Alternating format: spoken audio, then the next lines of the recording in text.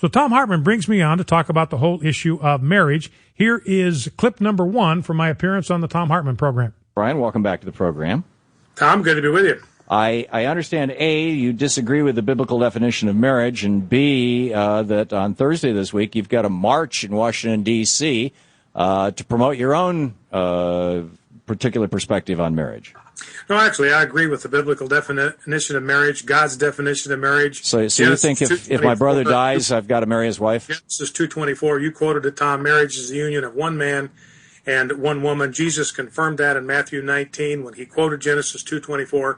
Marriage is the union of one man and one woman. So I agree with Jesus' definition of marriage, yes. So Genesis 16 is irrelevant? 1 Corinthians 7:2, if you're talking about Christianity, which is what we're talking about here, Paul said each man should have his own wife, each wife should have her own husband. I agree with the Christian definition of marriage, the Bible's definition of marriage, God's definition of marriage, Jesus' definition of marriage. Okay. Yes, I agree with So you're ignoring all these other definitions that are in the Bible. Well, it's nice you to throw all that chaff in the air, Tom, but we're talking here about the basic definition of marriage. It's never changed, Genesis 2:24. Jesus said in Matthew 19, you had these various exceptions. From the beginning, he said, it was not this way. So we're going back to the original blueprint, one man, one woman for life. That's marriage. From one religion. Okay. Well, from God. I mean, God made man, so he has the right to, he designed us for marriage. He knows what he's talking about. The owner's manual says one man, one woman. Yeah, for your God. I got it. For the God. There's only one God, Tom. So that's the first exchange with Thom Hartmann. As you can see, every appearance I make on Thom Hartmann's program, it's like a cage fight with this guy. The exchange is vigorous. Here is clip number 2 where he asked me about the march. Tell me about your march.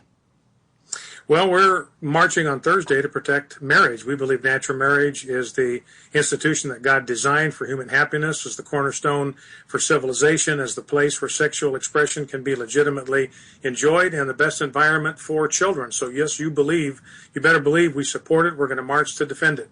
So how does my friend Carl marrying his partner Gary destroy your marriage?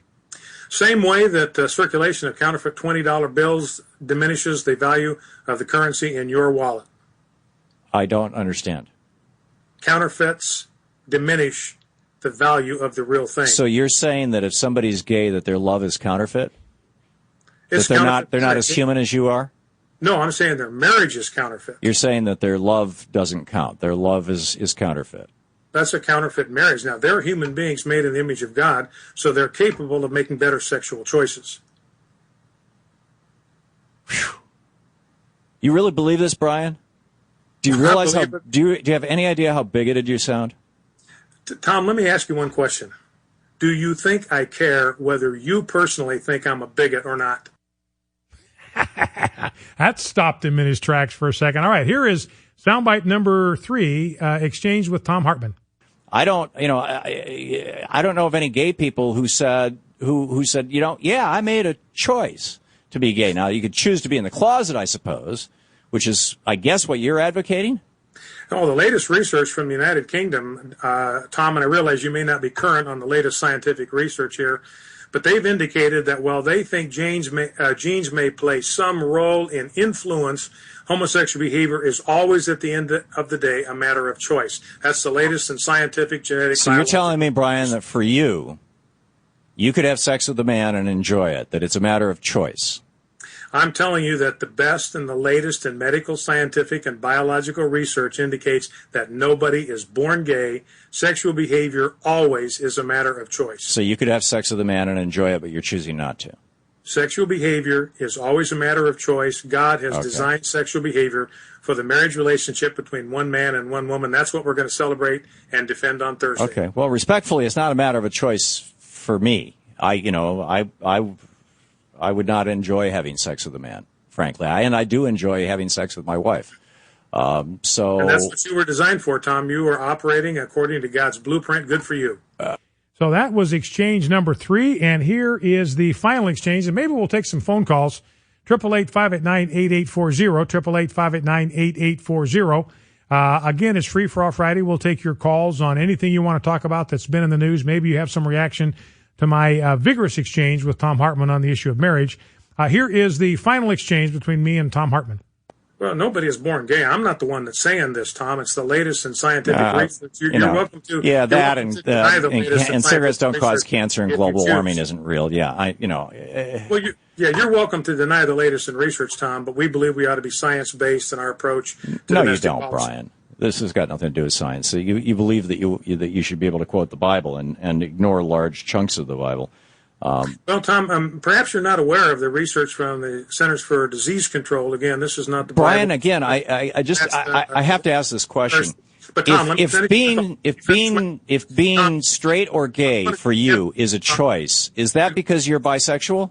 Finish my thought. If you want to let me finish my thought, Tom, Centers for Disease Control indicate that homosexual behavior is just as risky to human health as intravenous drug use. I believe our policies ought to be the same for both. Intravenous drug use is the choice, so is homosexual behavior. So you have the ability, you, Bryan Fischer, have the ability to choose to be straight or gay. No, human beings have the capacity to You don't have the ability to choose. Human beings have the capacity to make correct moral choices when it comes to sexual behavior. I think that's only true of bisexuals. True of everybody. So that's how it went. A cage fight, as always, with my good buddy, Thom Hartmann. And, Jeff was making the point, just in my ear here, we're listening to Tom. I mean, it is amazing to me, and we'll carry this over and start into the next segment, but how the left completely wigs out when I start talking about genetic research and the research that's been compiled by the Centers for Disease Control. It freaks them out. It wigs them out. They can't handle it. They cannot handle the truth. Focal Point AFR Talk.